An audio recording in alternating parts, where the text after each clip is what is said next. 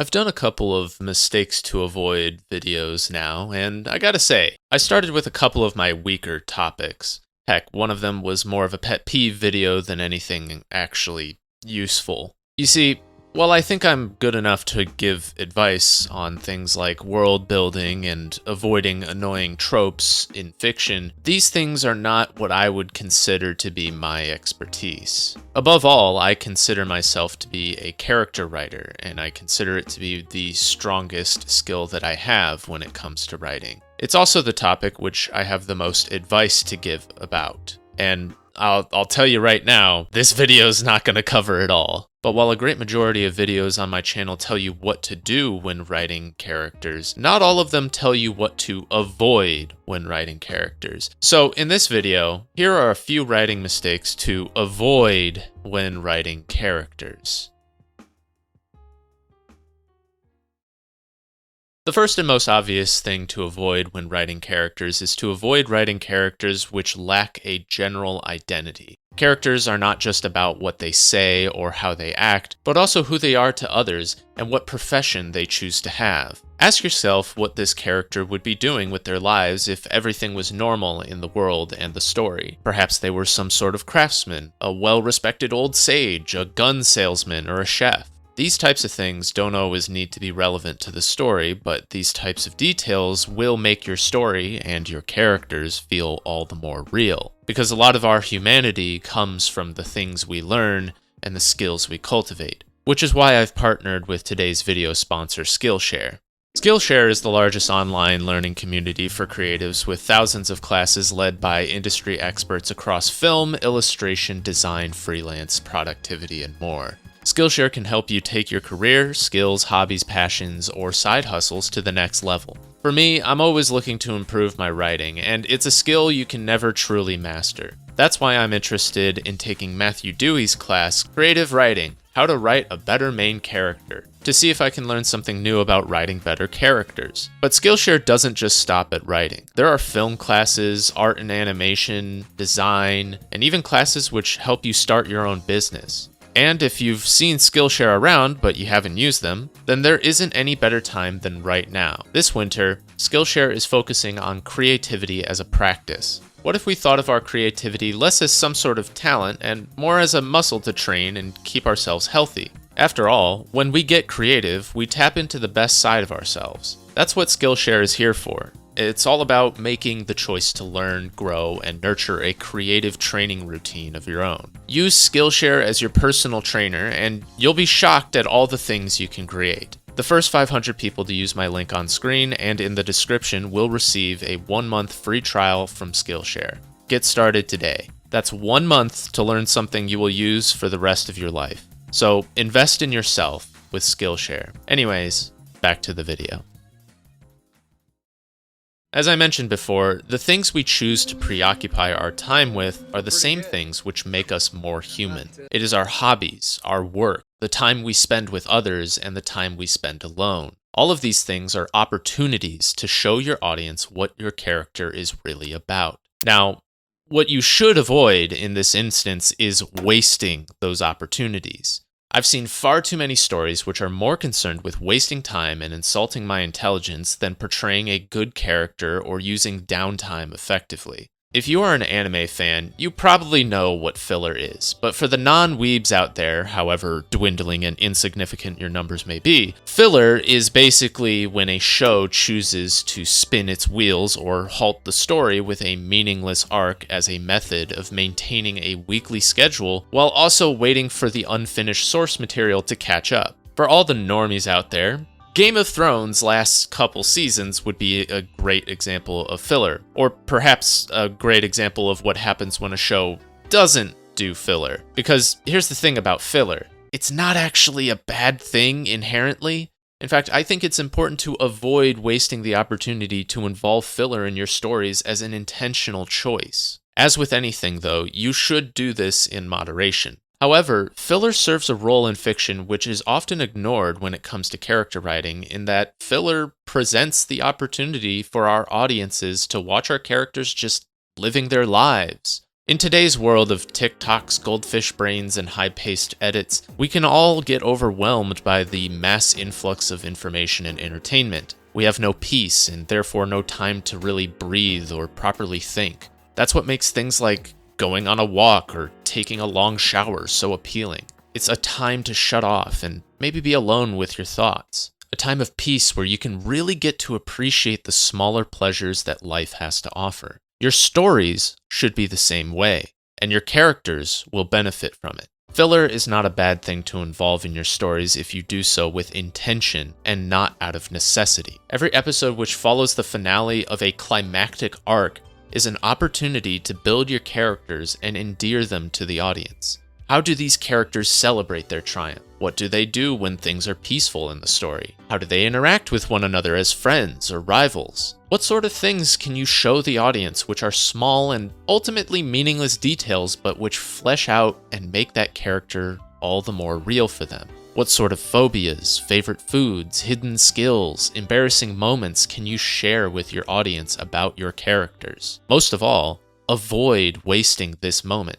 Dandadan is one of the shows I often reference on this channel because it is just that good of a story, but I also think it's a fantastic example of this. Now, we haven't seen it too often in the anime yet, but we still have seen it. After every arc and every new character introduced to the cast, we always see some sort of cookout or social gathering between the characters as they celebrate their victory, fighting over hot pots, grilling meats, gathered around a table talking and laughing. Everyone is just spending time together and enjoying a meal. As a half Italian, this feeds my soul to see. For me personally, I'm reminded of the many dinner conversations at my own family's table. I remember going to my grandparents' house every weekend to talk about things I had learned in school or events that were happening in my life or new revelations that I had recently about the world and science or whatever else was interesting to me at the time. Sometimes there was drama, and sometimes we disagreed,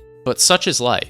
They are the small, fleeting moments we spend with other people, ones which we can only relive in our memories and cherish. So when it comes to writing your characters, don't forget to give them those types of moments. Slow down the story a little. Focus on building the relationships between your characters. Give them more reasons to work together and enjoy one another's company. Seize those moments of peace, and you'll find that your characters will feel all the more real in the process. Another thing to avoid when writing your characters is a bit more of a pet peeve of mine and a trope which people often misunderstand, and that's to avoid turning a stoic character into a character who's just apathetic and boring. For this example, I'll be using a couple more shows I often reference on this channel for different reasons, and that's Frieren and Solo Leveling. Now, one might think that these two shows do not share a lot in common, and one would be correct in that assumption. However, where I think they intersect is their depiction of a stoic character. Frieren is a stoic character, whereas Sung Jin-woo is an aloof character. It's important for you as a writer to learn this distinction and avoid writing a character like Sung Jin-woo, as easy and cathartic that it might be to write about a male power fantasy. On the surface, we might think that these two characters are both equally emotionless and both equally stoic badasses during a fight. However, the difference between a character like Frieren and a character like Sung Jin-woo isn't what they do, it's what they don't do. Stoicism is about self-control, mental fortitude, and overcoming destructive emotions. Stoicism is not about getting rid of your emotions as much as the typical dude bro influencers might want you to believe. A true stoic character is one who exhibits every other positive emotion when not in conflict. Stoic characters show excitement. They can be smug, happy, anxious, and they can grieve openly. Because Stoicism is not about getting rid of your negative emotions, it's about learning to control them and understand them. It's also about learning when those emotions are useful and when they are not. We can see Frieren exhibit all of these things during the story. They are small moments, but they go a long way to show the depth of her character and personality. She might not have strong emotions, but she very clearly has them. Then we look at Sung Jin-woo, and we have to wonder what this guy actually cares about outside of fighting monsters in a dungeon and getting stronger. I mean, he cares about his family, I guess. Oh, we get to see him angry sometimes during battle. Well, I mean, that's not really stoicism, is it? Fighting with anger is far from stoic. Sure, it resonates with the audience to feel angry and cheer on Jinwoo when he dunks on the monsters that made him angry in the first place, but lashing out in anger is not stoicism. In fact, none of Jinwoo's personality traits are stoic at all. It's never that he's in control of his emotions. It's more so that he doesn't really have them at all. This man's only two emotions are light skin stare and light skin glare. We never get to see what makes him happy. Has this man ever laughed, chuckled, anything?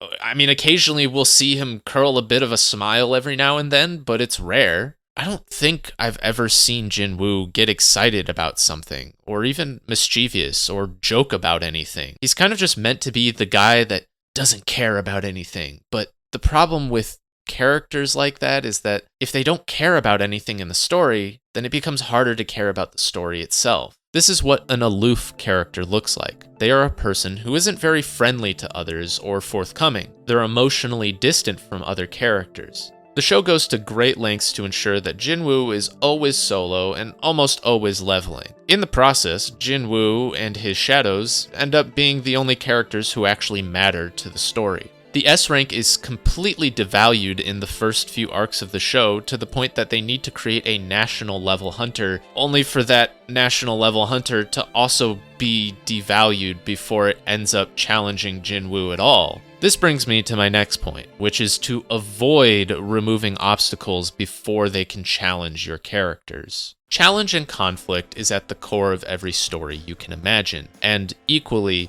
every story has character growth. You cannot write an engaging story without some level of conflict, struggle, or growth in it. You cannot live life without some level of struggle, conflict, or growth either. The thing you should avoid most, however, is foreshadowing an engaging challenge only to force your character to grow too powerful before they can be challenged by it. I would say Solo Leveling struggles greatly with this problem. The author is constantly promising us a future threat which is going to challenge Sung Jin-woo and really make him struggle. Whether it's Dong Suk, the other S ranks, the Ant Island, the national level hunters, the one and only 7-star hunter, and even the other monarchs. Again and again, we're promised a cool and challenging opposition to our main character, only for our main character to grow beyond them long before the clash even happens. All of that buildup is for nothing, and it just ends up feeling like a cheap way to keep people engaged. It's like the Elon Musk of storytelling. The writer just keeps promising bigger and better things with confidence, and then never delivers on any of it.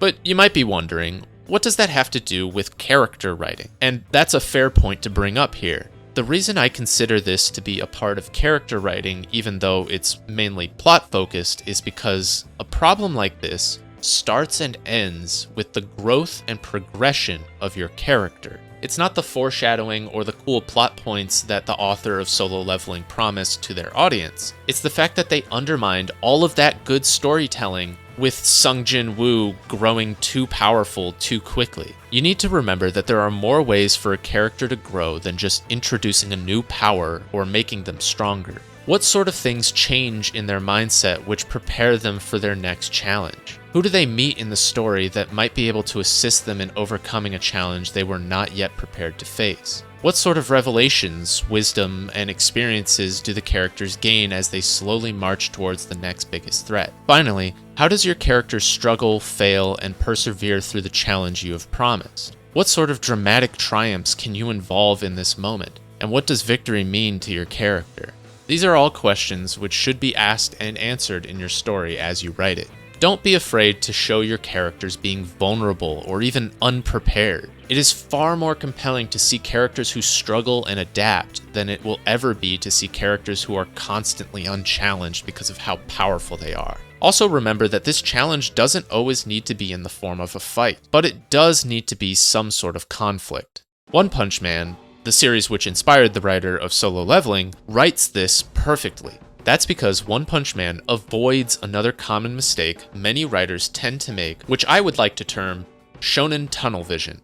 Now, you might know that I tend to make up a lot of words and terms on this channel, but I think the term shonen tunnel vision is pretty apt. I define shonen tunnel vision as any story which views character progression as a matter of increasing power levels and centralizing the importance of every character in the story around how powerful they are in comparison to one another. The greatest example of this is Dragon Ball, wherein characters like Tien Shenhan and Yamcha fall to the wayside as the rest of the cast outgrows their power level. However, the one place we do not see it where you would think that we'd find it is One Punch Man. Now, spoilers for the manga, but One Punch Man really hits its stride during the Monster Association arc. We are treated to the perspectives of the other S-class heroes of the story, and pretty soon the show becomes less about Saitama and more about these other characters and the politics between them. Everyone in the S rank thinks of themselves as the main characters of their own story, while their fellow S rank members are the side characters.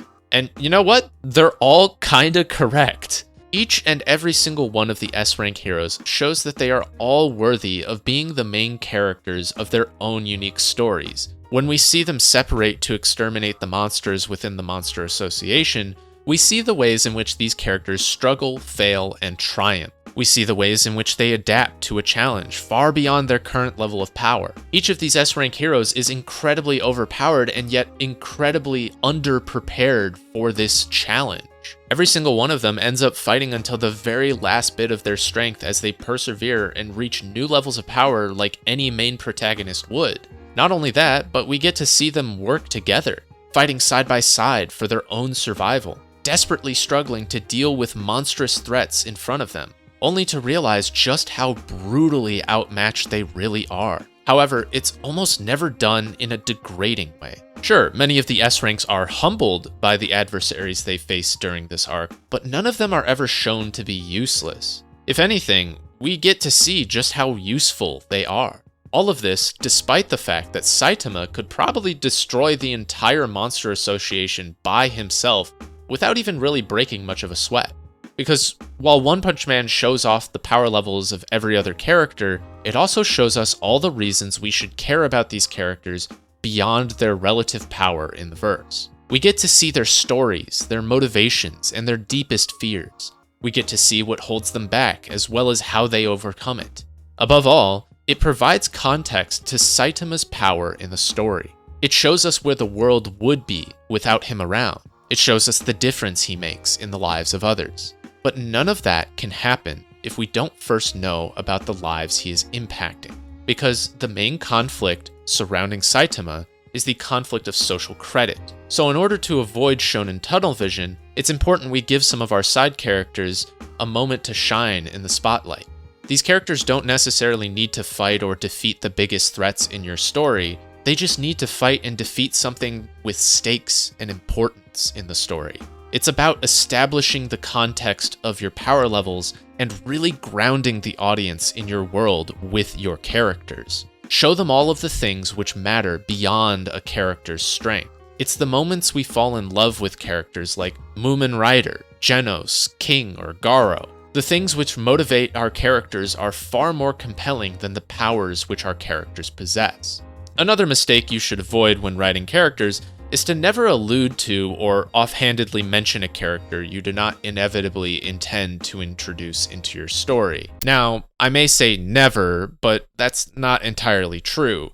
There are instances, such as with historical figures in your world, which you either cannot introduce into your story for logical reasons, i.e. the fact that they are historical figures who are long dead, or should not introduce to your story because they serve only one purpose to flesh out the world building, and introducing them into the story would basically just be answering a question nobody asked. If someone is giving a history lesson to your characters, it's not always necessary to introduce them in this instance, for example. However, it might be fun to establish some lore every now and then. Regardless, this is something I'm listing as a mistake to avoid because it's something that I myself struggle quite a bit with as a writer. Sometimes when I'm writing, I'll come up with a new character on the spot to serve a particular purpose in the narrative. Whether it's offhandedly mentioning them in dialogue or foreshadowing a character who I do not plan to establish or introduce until much later in the story. When I get to do this, I always try to remember the characters I offhandedly mention because I will often forget that they exist. I personally think that this is a normal part of writing, and it's also a pretty big mistake. Imagine building up a character and promising a cool encounter to the audience just to not do it because you forgot about it.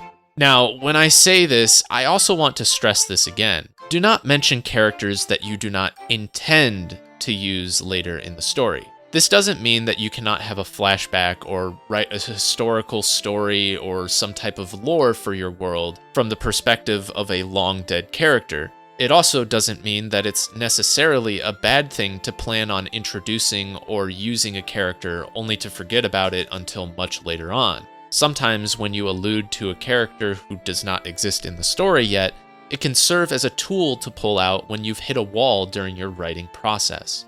All of this is a part of the illusion of character writing.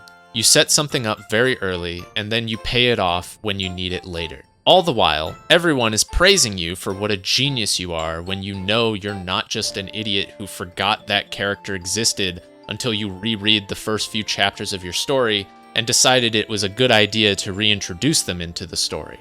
You might be a complete dumbass, but everyone thinks you're really smart, and that's what matters.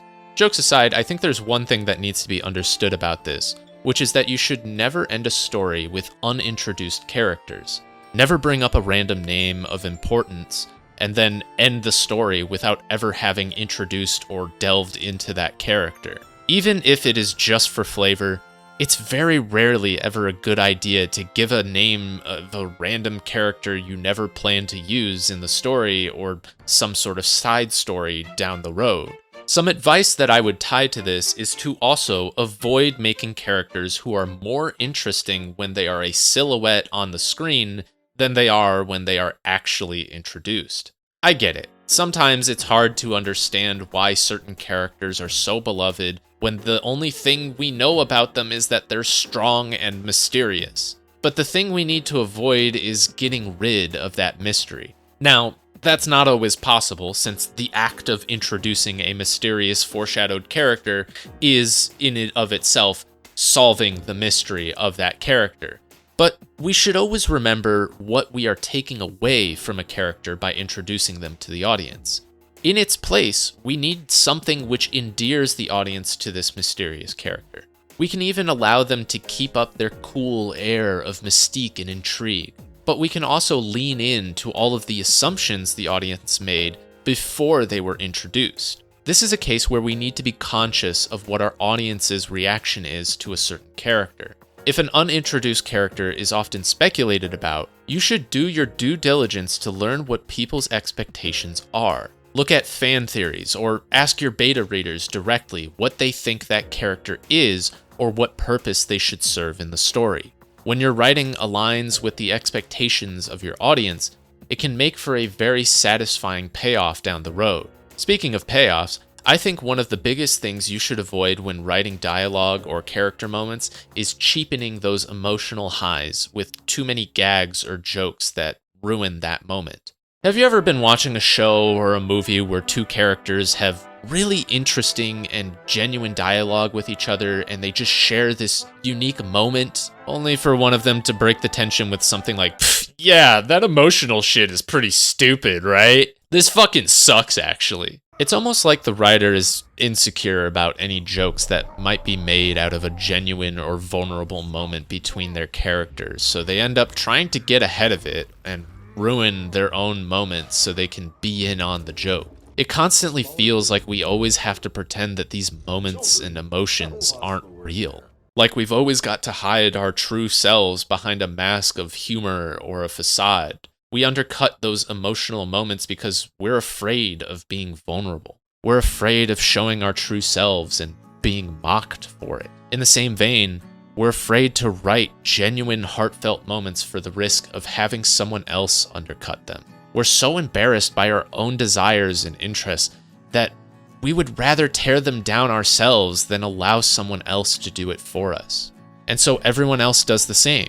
We lie to ourselves and others. We allow ourselves to be bullied out of our passions. And then by the end of it all, we think that something is missing in our lives but we can never seem to figure out what it is. That thing that you're missing is the courage to have some genuine human connection, to leave yourself bare to the world for all to see and judge. It's one of the most difficult things to overcome in life, and some people may never do it. In this age of tactics, sponsored ads, fake personalities, and unkept promises, sometimes our fiction is the only time anyone can find something genuine and real to relate to. Allow your characters to have moments with each other. Avoid undercutting drama with humor as much as possible, and allow your characters to have something real. Whether it's the stories we write about, the shows we watch, or the characters we attach ourselves to, it doesn't matter if they never happened or they don't actually exist. Because the thing that's real about storytelling and fiction, and the thing that makes our characters real, are the things which you put into them from your life. It's the moments you allow yourself to be vulnerable and share it with the rest of the world. The times when you are willing to create something and show it to the world as it is. When you draw your line in the sand, plant your flag and say, "This is what I enjoy, please look at it," with all the confidence you can muster. Because those genuine emotions are real. They will always be real, no matter what happens. And they will be far more impactful than a cheap laugh ever could be. So show your true character and start writing.